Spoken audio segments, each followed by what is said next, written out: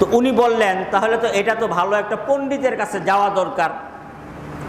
ওই সময় তৌরাত কিতাবের ইহুদিদের একজন পণ্ডিত ছিলেন,